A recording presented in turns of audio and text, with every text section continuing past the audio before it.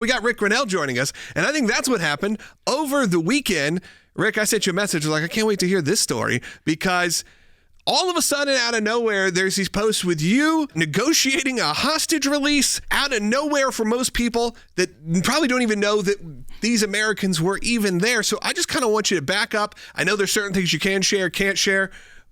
Let us know. Start at the beginning of what this story really is. Well, we had two big pieces of news, and we basically and rightfully released the hostage story first because that was unfolding in real time. We got them out of Venezuela, and that was a huge win. Their stories are emotional. It's unbelievable. And probably the best career day of my life was meeting these 6 individuals on the tarmac and getting them on the plane, the Air Force plane, and taking them home. But we also were able to negotiate getting a big win by having the Venezuelan government and Nicolas Maduro directly agree to take back all of the Venezuelans in the United States who are illegally here. Obviously, we have a lot of Venezuelan Americans here legally. We love them. They're a huge part of the fabric of the United States. But for all of the individuals that have cut the line, that have come over without proper paperwork, who are here illegally, they need to be sent back. And if they want to wait in line and try that process, they have every right to do that. But you don't get to just skip the line and come into our country. And so we are going to send all of them back. And the big win is that the Venezuelans are going to take them back, but not only take them back, they're going to send planes to come here and pick them up and pay for these individuals to go back to their country. Rick, one thing that you've talked about on this broadcast for years now is the power of diplomacy. And when you look at how the left reacted to the new presidency, the re-election of President Trump, that diplomacy would be over, this is going to be the end of the world again, over and over. But what we've seen since the inauguration on January 20th is some of the most savvy, next-level negotiation and diplomacy that we've seen in a long time in the United States. It's actually a return to diplomacy, getting things done through talks, even talks with an adversary like you just completed. What does the American people need to know about what real diplomacy is that's happening now compared to what we've seen, especially over the last 4 years? Well, look, I think I've said this on the show, Will, with you and Logan and others, but talking is a tactic. It's not a reward. And I think we have to be very clear-eyed about that, is when an American shows up to speak to Nicolas Maduro, we believe, the Trump administration believes, that it's a tactic to get somewhere, to get something, to represent America. And so I was there and spoke to Maduro and his team. And I said, look, you have to take back all of these people in our country that are illegal.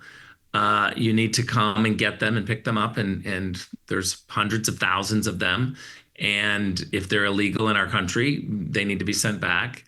And we want some hostages that you have. And, part of this is a negotiation, because these 6 individuals that you were just showing, they were accused of crimes that just didn't make sense. They were accused of being spies or terrorists, and it's diplomacy. It's talking to show the Venezuelan government, you're wrong. This is not true. These individuals are innocent. This is their story.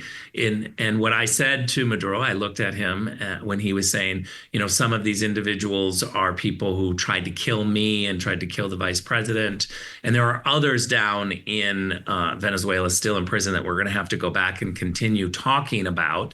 But these individuals, I made the case to say, look, they're not. I said to President Maduro, if you have evidence that these individuals tried to kill you or the vice president or anything, those are serious charges that we would take very seriously. We would not want to just free someone who was trying to kill the president of Venezuela or the vice president. Those are incredibly serious charges. However, We don't think that that's true. We think that you're confusing some facts and maybe there's some misinformation. So let's talk this through and let's share information. That's how you do this. The Biden team didn't even visit these individuals in prison. At the State Department, we call it a wellness check. If there are Americans in prison overseas, American diplomats are required to go see these individuals and say, hey, how are you doing? Are you being treated well? Raise alarms if they're not being treated well. Let them know that there's a legal process. Keep them in the loop on what's happening with their family and the attorneys that they have. If they don't have an attorney, we help them get an attorney. This is called the rule of law. And so we are constantly pushing to make sure that Americans have the rule of law. There are times that we determine that a country doesn't have enough rule of law, that the charges are trumped up. And so we just demand the return. And we say, this is not fair. And you're going to face consequences if you don't return these Americans. President Trump is great at it.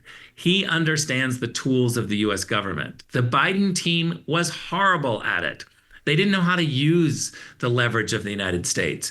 They didn't know how to go down and just, look at someone like Maduro and say, let's talk. And talking is a tactic. They didn't do it. I wanted to bring that up, Rick, and I think people are curious about this because I got to see, one of your posts said you were able to almost have like Luke Skywalker, I'm here to rescue you moment, where you got to go up to these hostages and say, I'm here in honor of President Trump, and I'm here to get you out of here, which is amazing. But you almost feel that when you hear hostage and you hear, I'm here to get you out, this sort of, hectic, intense moment. But I see these photos with you with Maduro, and are these conversations, I know you can't share details conversations, but in terms of tone, is this, kind of how you've dealt with foreign leaders before? Is this a respectful conversation? Because I believe under the Biden administration, we're led to believe almost all of these are these big bad villains, and not necessarily they're not, but that's how it would be if you went to go and speak to them, that you were talking with,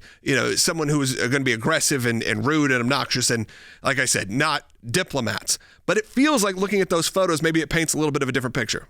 I think it's a really good question and I welcome it. But let me just say a couple of things. One, I'm a diplomat. And I have a job to do representing America. And President Trump has been amazing at showing us what our job is, which is to protect Americans and put America first and put our country first. The question that we ask every day when we wake up as diplomats, what do we do to make America stronger and better and safer?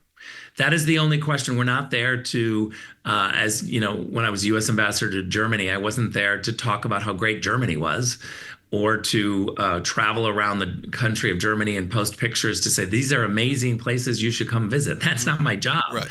My job is to push America. So when I'm looking at Nicolas Maduro, I'm a diplomat. I'm representing America.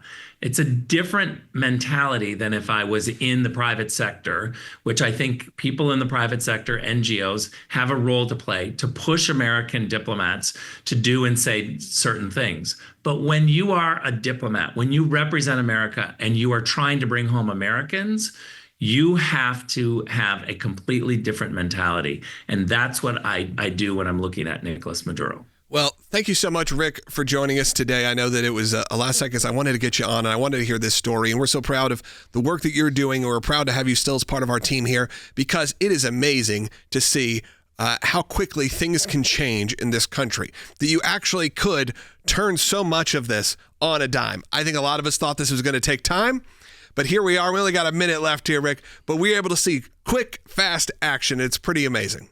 Look, you look at what Marco Rubio is doing in Panama, right, and they're clear-eyed about the Chinese threat, not only in Panama, but throughout a region that he knows really well, the Western Hemisphere. You look at Kristi Noem this morning going into the border up north and down south to say to the border agents, what do you need? What haven't we been giving you?